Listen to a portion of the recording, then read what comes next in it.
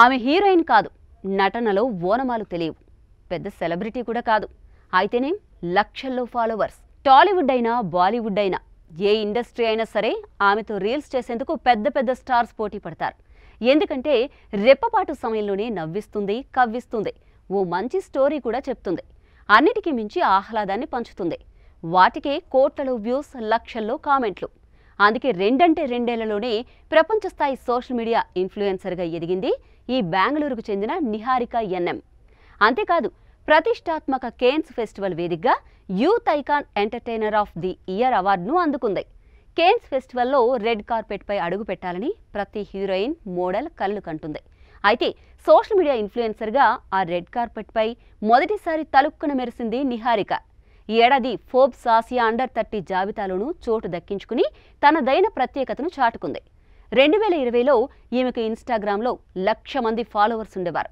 ప్రస్తుతం ఇన్స్టాలో 3.5 million followers, యూట్యూబ్లో 2.9 మిలియన్ సబ్స్క్రైబర్స్ ఉన్నారు.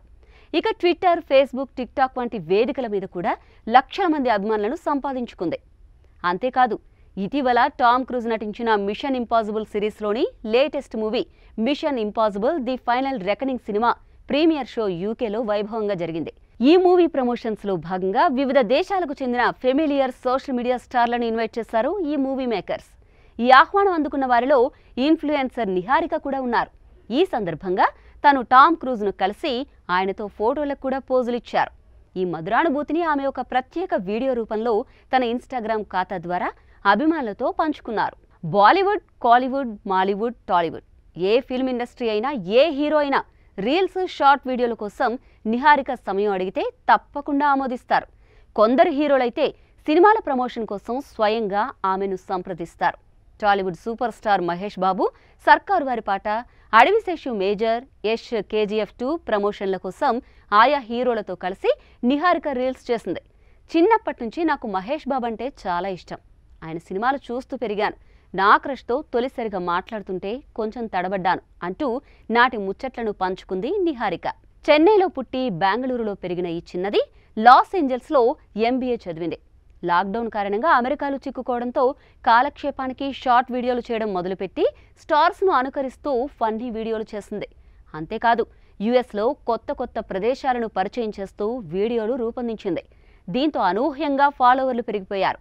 జిమ్ క్యారీ నుంచి హాస్య బ్రహ్మానందం వరకు ప్రతి కమెడియన్ తనకు స్ఫూర్తి అని చెబుతోంది.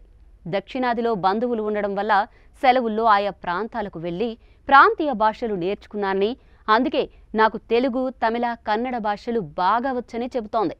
అన్నిటినీ మిక్స్ చేసి ఫాలోవర్స్కు మంచి కిక్కిచ్చే కంటెంట్ సృష్టించడము అంటే చాలా ఇష్టమట. సినిమాల్లోనూ ఎంట్రీ ఇచ్చిన నిహారిక ఇటీవలే ఆమె నటించిన పెరుసు అనే సినిమా విడుదలై హిట్ కొట్టింది.